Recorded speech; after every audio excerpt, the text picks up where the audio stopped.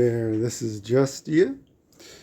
I just wanted to make this video talking about how psychiatry, and particularly the diagnosis of schizophrenia, is nothing more than drapetomania made to be generalized, or drapetomania for parent to child relations, which from a feminist critique looks an awful lot like slavery.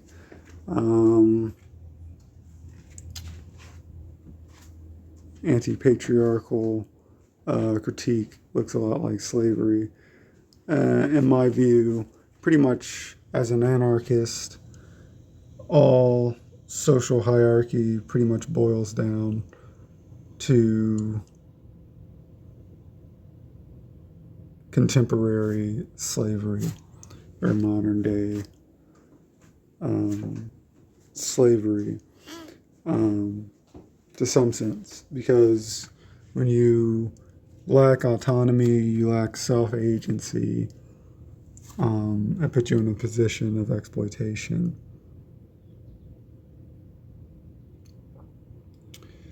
And particularly this historian Robin Blackburn talks about how capitalism, intersectionally or systemically, capitalism is a system of slavery. Therefore, the capitalist family is a system of slavery and indoctrination or grooming into slavery. We know that it wasn't until like 1934, maybe 1899 or 1934, I can't remember which one, you'll get conflicting dates, but when child labor was made illegal, or they unionized, or they passed bills against child labor, which of course child labor is just an authoritarian doublespeak or totalitarian doublespeak term for child slavery. The fact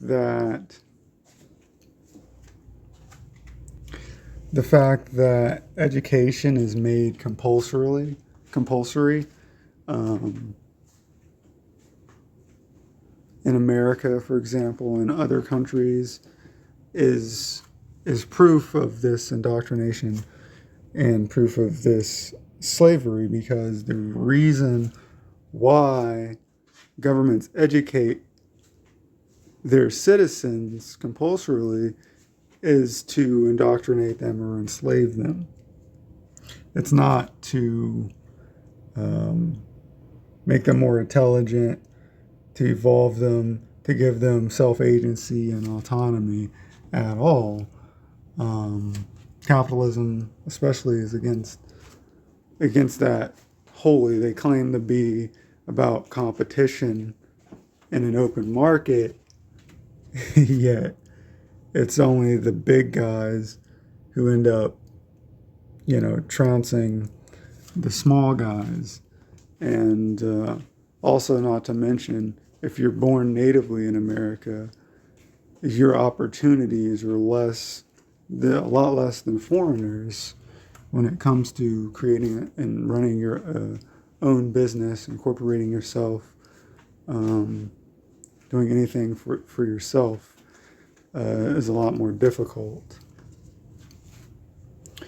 And so here I'm just kind of giving a summary. I know I've covered this in some of my other videos, but I like the way that they keep using the term, psychiatry keeps using the term disorder, because disorder is another way of saying you're disobedient as a slave. There's no context for making behaviors into diseases, unwanted behaviors into diseases and disorders. Disorder is really a nebulous, tenuous, non-existent term. You only use disorder when someone is not behaving according to whatever the status quo is.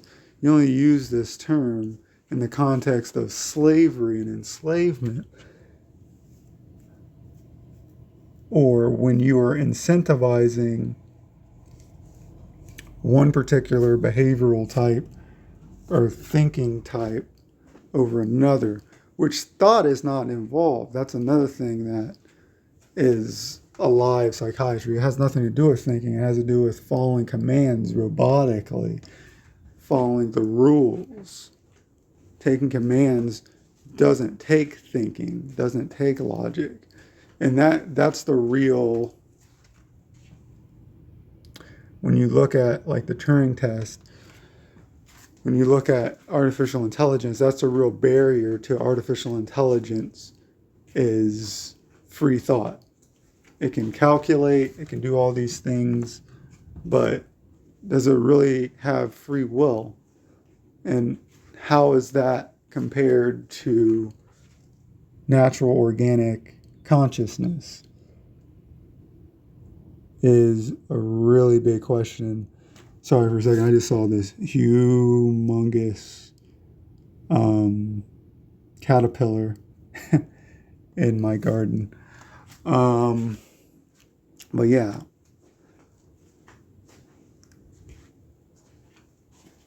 So to continue on, we've got Drapetomania, psychological disorder, which is only used in the context of enslavement.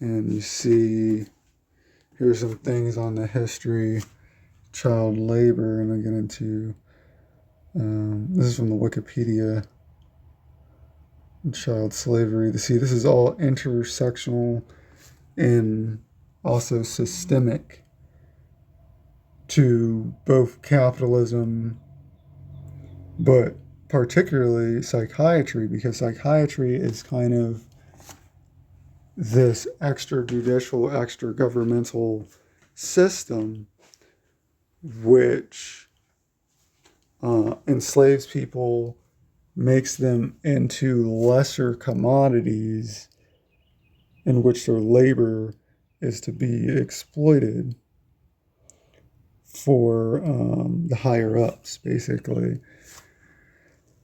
And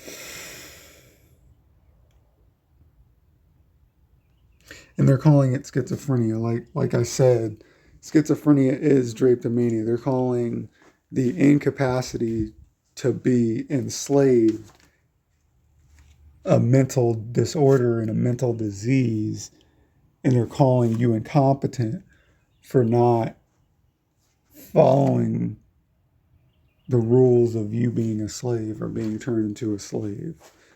Like I said, this is compulsory. This is the law, to be educated into becoming a slave, to be taught to enslave oneself or one's master. It all comes back to gerontocracy, and in particular the capitalist gerontocracy, which is Christianity. Which again, I talk about how in medieval times, in medieval Europe, the powers that be, the rulers, believed that the soul was cleansed by pain. And because of that, whenever you had someone who had broken a law or anything like that, and they were scheduled to be executed, they would torture them horrendously before they would let them pass on, because they were cleansing their souls. So this concept of not being a slave to humanity, the non-psychic humanity, is the highest evil and the highest sin and the highest disease, medically or scientifically, according to their moralist Christian standards, which are sadomasochistic. And they claim to enjoy pain, and that pain is a medicinal medicine for the soul, medicine for the mind, which we all know this is scientifically deduced or reduced to trauma and trauma bonding in particular, because that is how human beings compete. They don't communicate. They don't socialize. Psychiatry is antisocial. Okay.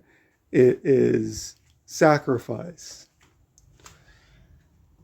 Okay. It is psychic sacrifice by non-psychics. Non-psychics are supremacists. They believe they're superior to anything that is psychic, especially in what they call a human form, even though the psychics came first, which I showed you in the previous video when I talked about Julian Jaynes, and I linked in that video, who talked about the bicameral mind and how the bicameral mind is old, it's ancient, it's older than the modern day mind, which is non-psychic. And again, it's a concept, or it's through the lens, rather, of psychiatry, saying that the bicameral mind was prone to auditory verbal hallucination. Which, when you think about it, that makes no sense. That's like a way of saying that everyone was schizophrenic before industrialization. Everyone was schizophrenic before the Anthropocene. They made no sense out of language. That doesn't make sense. No. What makes sense is the fact that language was used, especially when it was unwritten, telepathically before it became written. And written language became sort of a crutch, which led to devolution, one, and then also the advent of different forms of technology that would distance us from our natural telepathic and psychic abilities, which are aligned with evolution.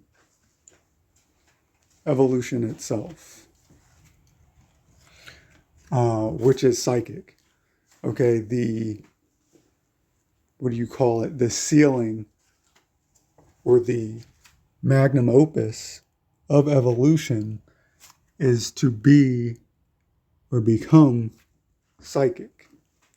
And that's part of what I'm forming my religion to talk about coming up here.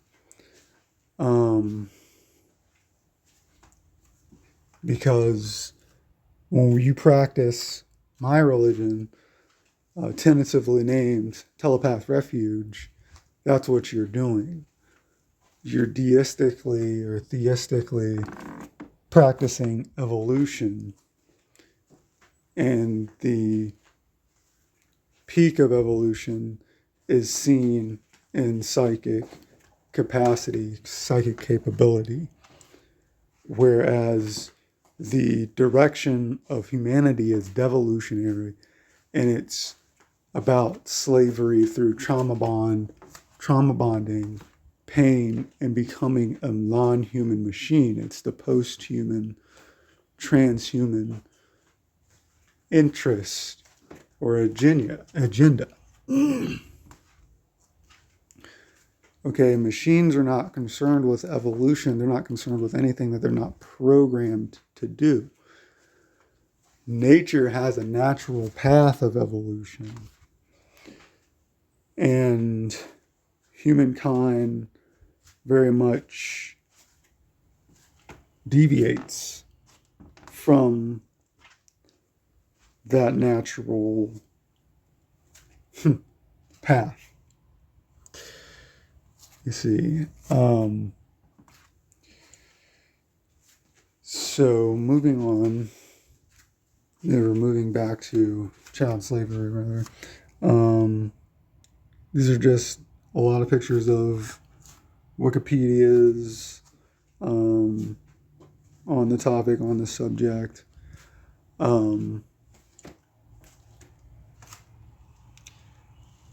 Like I was saying, you see all the statistics here: 40 million in modern slavery and 152 million child labor. Here it talks about the origin of the term sardonic, which talks about now in the ancient world, certain places weren't gerontocracies. They weren't gerontocratic. So, in other words, it was the opposite. In certain societies, certain tribes, they allowed children to be at the top of the social hierarchy. And they would ritually sacrifice the elderly the same way that our modern day society sacrifices the child, relegating them to slaves, to the parental and elder whim, diminishing and also extinguishing any self-agency and rights that they normally would have outside of this gerontocratic theocracy that they have imposed very perniciously, because they claim that, children have all these rights and everything like that. But psychiatry is the system which, again, like I was saying, extrajudicially and extra-governmentally prevents them from participating in any freedoms, and socially kills them as children, socially kills them as adults. Because there is a Robert Epstein, I believe his name is, psychologist, who talks about infantilization in society. And he's got a scale, or an index rather. It's called the Epstein-Dumas Infantilization Index. And he talks about how people in the military have the highest level of infantilization because everything is dictated, everything's regulated, everything's controlled by a higher up, someone in a social hierarchy. So the military is kind of the extreme opposite of anarchy, or an extreme example of hierarchicalization. And it's also extreme gerontocracy because children are sacrificed to warfare and sacrificed in war at the behest and at the benefit of, again, higher ups. Usually a Garousia of older military who they call veterans, right? Because the older you are, the more experienced you are, so on and so forth. And as we see, the patriarchy basically has a reciprocal or recursive nature where the psychiatrist actually doubles as the father, the paternal hierarchical leader or ruler and priest. And this is seen here where we have a psychiatrist who both believes in demonic possession, which is obviously non-scientific Christian influence of psychiatry, even seen today, as well as practicing psychiatry as saying that it's a biological brain disease. See, this was the whole purpose of biological psychiatry, was to legitimize Christian moral doctrines as scientific, and it also goes into the basically, truly Naziist, transphobic and homophobic nature of psychiatry, where in the first DSM issues, which DSM were the American model of biological psychiatry, was instituted and then placed into law, which is after the war, but again, no different than Nazism, because the same way that Hitler got his eugenicist ideals from American racists, scientific racists and eugenicists, then it was again reflected when psychiatry after the war was in America. They got their ideals from a refined American eugenics in the Nazis. So in other words, psychiatry is carrying on Nazism today, because Nazism was, if it wasn't Christian, it manipulated the Christian and coerced the Christian majority in Germany to get them to basically all enforce this biblically excused state of affairs or rulership that was all based on an interpretation of the Bible of inferiority of so-called disabled people, psychics, other races other than German, all said to be based on the correct biblical interpretation.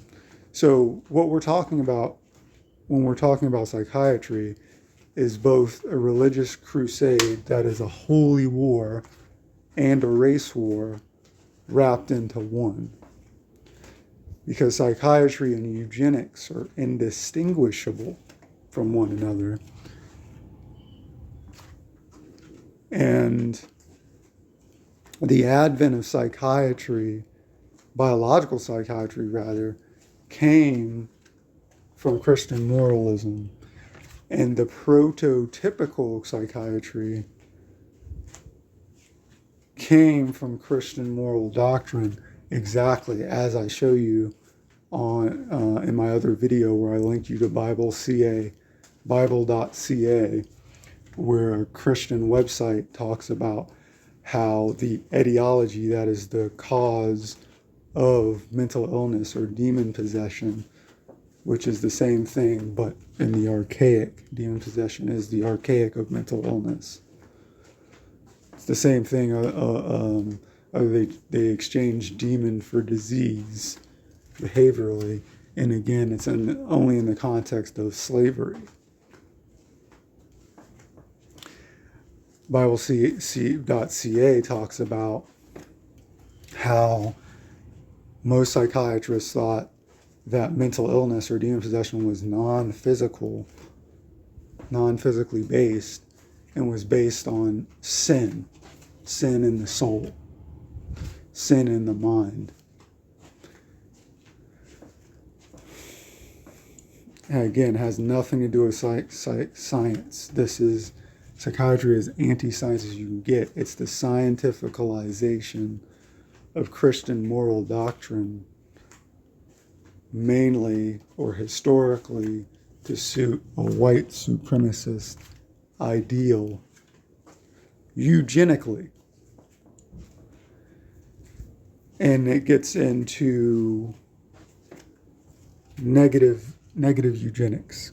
Psychiatry is entirely what you would call a negative eugenic practice, which is where, well, it's even proven in its description, and its very description, because it's degeneration theory. If you look up degeneration theory, you'll see what I'm talking about. But it's in the description that it's negative eugenics because they're diseasifying all these non-white, non-enslavable behavioral models and behavioral types of people. And they're claiming that the destruction of the positive eugenic Volk in German, or people or strength of the people eugenically is threatened and degenerated by the external factors genetically or hereditarily of lesser people or diseased people. And the psychics were thrown in with the disabled because they were unenslavable and they were prone to diverging from the white supremacist eugenic ideal of what it is to be human and what it is to be perfect. And yes, eugenics is looking for perfection. It is seeking perfection and it is seeing perfection in a particular type of behavioral model.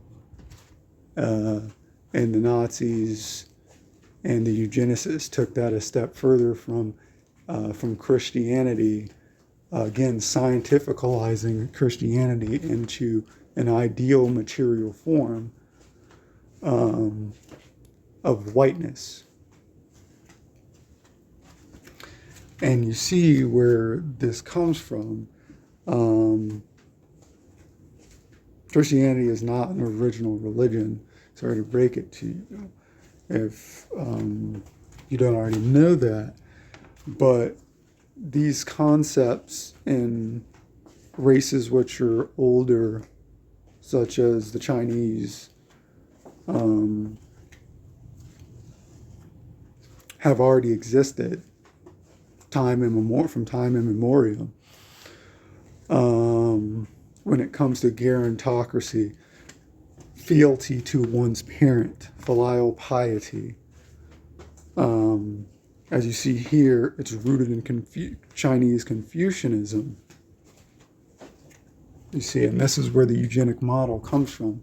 The eugenic model comes originally from the Christian obedience, or pre-Christian, the gerontocratic obedience, which became popularized in society through these ancient cultures and these ancient civilizations. Obedience to one's parents, or slavery rather, to one's parents. And that's when the state became God, and later the state became God, and the state became the parent. That's why even today we have what's called the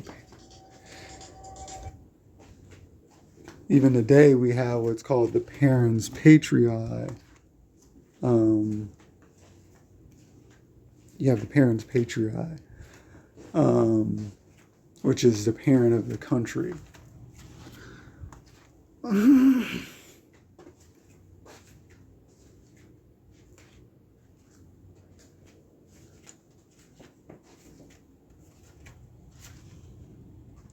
Parental fealty. Let's see. So again, I hope that these proofs or evidence are satisfactory to you,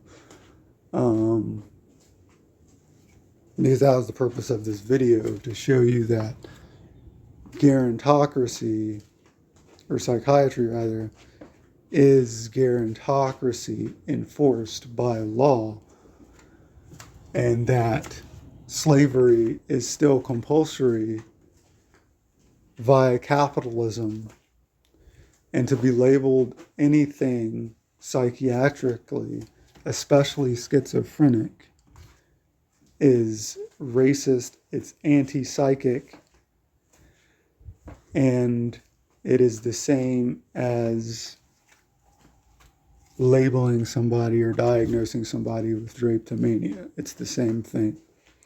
If you are anarchist, or you are anti-capitalist, you're anti-money,